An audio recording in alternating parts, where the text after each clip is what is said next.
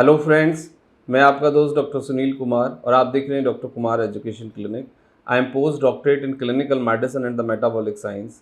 Last 2 decade से साउडली छतरपुर में as a clinical health physician में प्रैक्टिस कर रहा हूँ। एक अजीब सी बात हुई ये, मतलब पिछले हफ्ते तो एक पेशेंट ने प्रिस्क्रिप्शन को वापस मतलब व्हाट्सएप कर दिया, स्क्रीनशॉट भेज दिया कि डॉक्टर साहब ठीक है, आपने वॉकिंग लिखा, आपने डीप ब्रीदिंग लिखा, आपने माइंडफुलनेस लिखा। माइंडफुलनेस हमें पता ही नहीं क्या होता है, तो हमारे लिए इसका मतलब क्या है? यदि आप माइंडफुलनेस करने की या माइंडफुलनेस मेडिटेशन करने की सबको सलाह देते हैं, तो सबसे पहले माइंडफुलनेस को समझाइए और उस पर वीडियो बनाइए। बात बड़ी लॉजिकल थी, रिलेवेंट थी, तो हमने डिसाइड किया कि फिर माइंडफुलनेस क्या है और वो कैसे आपको मदद करता है, और माइंडफुलनेस मेडिटेशन से क्या फ़ायदे आपको होते हैं, ये सब कुछ हम डिटेल बात करेंगे, एक एक चीज़ आपको बताएंगे। लेकिन आप वीडियो को देखिए, समझिए, कमेंट्स करिए, अपने फ्रेंड के साथ शेयर करिए, और यदि अभी तक भी आपने चैनल को नहीं सब्सक्राइब किया है तो चैनल सब्सक्राइब करिए, आइकन बेल हिट करिए। आपकी तरफ से ये हमारे लिए ब्लेसिंग्स है, मोटिवेशन है, सपोर्ट है, जिसके कारण हम कंटिन्यूस काम करने के लिए जो एनर्जी और पॉजिटिव मोटिवेशन चाहिए वो आपसे हमें मिलेगा, तो हम ये काम अच्छे से कर पाएंगे। देखो, सबसे पहली बात ये है कि माइंडफुलनेस क्या है, पहले ये समझना है। माइंडफुलनेस का सीधा सा मतलब ये है कि आप जो हैं, जहाँ हैं, जैसा कर रहे हैं आप, उसमें इंटेंट रहें, उसको अच्छे से करने की कोशिश करें। यानी उस चीज़ के साथ, उस ऑब्जेक्ट के साथ आप अपना एक रिश्ता डेवलप करें। उसके साथ आपकी जितनी ज़्यादा बिलोंगिंग होगी, जितना बेटर आपका रिलेशन उसके साथ होगा, माइंडफुलनेस कंडीशन डेवलप होगी। और माइंडफुलनेस कंडीशंस फिर आपके ब्रेन और गट को, यानी दिमाग और शरीर को कनेक्ट करेगी, और जब वो कनेक्ट होगा तो नेचुरल जो हीलिंग है बॉडी से वो स्टार्ट होगी। तो माइंडफुलनेस में सबसे पहली बात यह है कि आपको ध्यान से रहना है, और ध्यान में रहना है, और प्रेजेंट में रहना है, और चीज़ों को सही से विजुलाइज करना है। इसका मतलब ये हुआ कि यदि आप कोई भी काम कर रहे हैं, आप यदि खाना खा रहे हैं, या आप पढ़ रहे हैं, या आप कुछ काम कर रहे हैं, इवन सपोज़ आप मोबाइल ही देख रहे हैं, या कुछ उसमें आप देखने की कोशिश कर रहे हैं, समझने की कोशिश कर रहे हैं, पढ़ने की कोशिश कर रहे हैं, तो सबसे पहला काम आपको ये करना है कि आप जो भी करें उसको ध्यान से करें, उसको ध्यान से देखें, उसको ध्यान से पढ़ें, उसको ध्यान से रिपीट करें।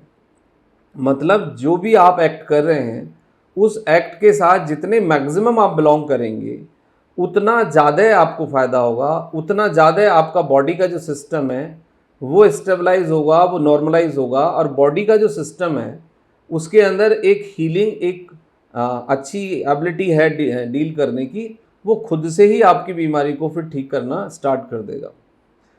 इसको दूसरे शब्दों में यदि समझें तो यदि आप म्यूजिक सुन रहे हैं तो ध्यान से म्यूजिक सुनने की कोशिश करें, उस पर पूरा ध्यान लगाएं और म्यूजिक को याद करने की कोशिश करें। 2-3 प्रयास के बाद उसको रिपीट करें, और उसके साथ आप खुद से गाने की कोशिश करें।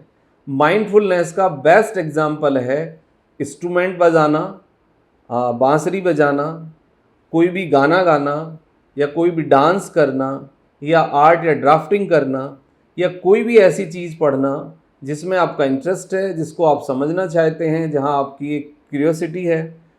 तो उस तरीके से जब आप चीज़ों को करोगे तो इसको हम माइंडफुलनेस कहते हैं। माइंडफुलनेस मतलब अपने माइंड के साथ, अपने शरीर के साथ कनेक्ट करना, अपने शरीर को, अपने माइंड को अपने साथ कनेक्ट करके जोड़ के रखना।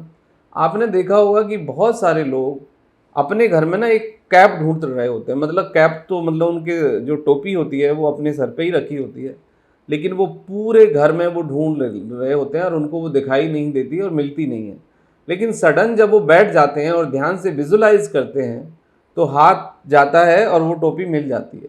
या आपने देखा होगा कई बार कुछ चीज़ें हमारे सामने ही होती हैं लेकिन हम उन्हें देख नहीं पाते। इसका मतलब ये होता है कि हमारा ध्यान कहीं और होता है, यानी मेंटली हम कहीं और होते हैं, हमारी बॉडी और हमारी आइज सामने फोकस कर रही होती हैं, इस कारण हमें वो समझ नहीं आता है। इसको दूसरे शब्दों में ऐसे समझ सकते हैं कि हमारे पास जो आइज़ हैं, जो हमारे पास लेंस है, उसको के वो कनेक्ट है नर्व के साथ, और आपकी नर्व्स कनेक्ट हैं आपके ब्रेन के साथ। यानी जब आपकी नर्व्स और ब्रेन कनेक्ट होगा तो ही आपकी आइज़ का जो लेंस है, जो आपका चश्मा है, वो आपको किसी भी ऑब्जेक्ट को दिखा पाएगा। अदरवाइज उस ऑब्जेक्ट को आप देखेंगे तो सही, लेकिन समझ नहीं पाएंगे।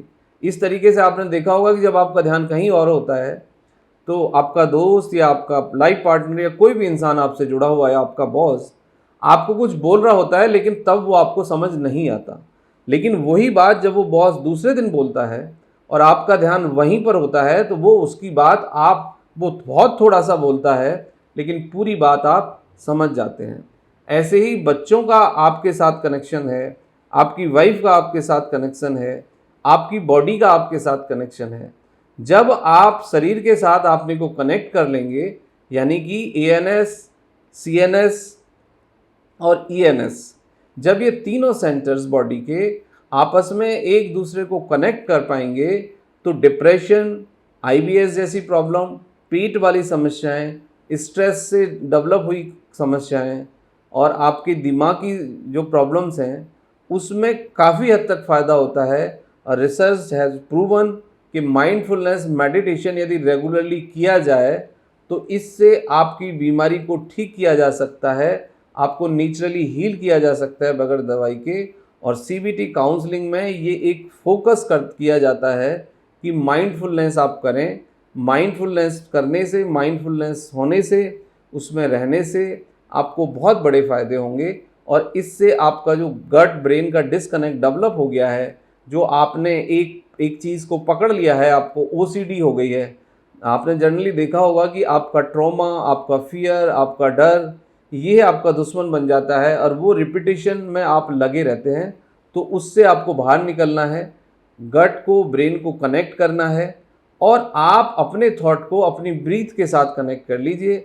जब आप अपने थॉट को, अपनी सोच को अपने ब्रीथ के साथ कनेक्ट कर लेंगे तो फिर आप एक पॉजिटिव बदलाव देखेंगे हार्मोनल लेवल पे, सेरोटोनिन डोपामाइन के लेवल पे, गट ब्रेन कनेक्शन के लेवल पे। आपकी स्लीप की क्वालिटी इन्हांस होगी, आप अपनी भूख प्यास को समझ पाएंगे, आपके शरीर के अंदर जो चेंज बदलाव होते हैं उनको आप समझ पाएंगे और फिर आपकी जो प्रॉब्लम है वो नेचुरली ठीक हो जाएगी।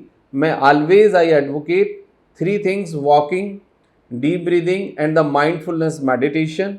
माइंडफुलनेस मेडिटेशन कोई स्पेशल कंडीशन नहीं है। जब आप कोई भी मनचाही किताब पढ़ते हैं तो माइंडफुलनेस करते हैं, जब आप प्रे करते हैं यानी कि नमाज पढ़ना या फिर प्रार्थना करना, और यदि आप उसमें इन्वॉल्व हैं, इसलिए कर रहे हैं कि आपको मज़ा आ रहा है या आप करना चाहते हैं, तो माइंडफुलनेस हो रहा है।